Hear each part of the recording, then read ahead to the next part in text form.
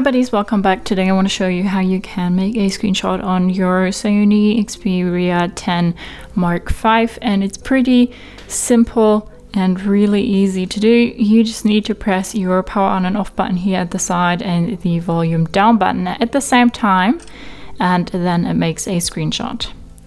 When we click on it now, we have the option to put filters on it. We can crop it, adjust it, adjust the brightness and stuff like that. And when we go back, we can just adjust the brightness real quick. Done. Save copy. And when we then go to our photos, we have the library here, and here we have our screenshots. And here's the original one, and here's the edit one. So that's just really quick and easy how you can make screenshots on your Sony Xperia 10 Mark V. Hope you liked it, hope it helped. If so, thumbs up, share and subscribe, and I hope to see you next time. Bye.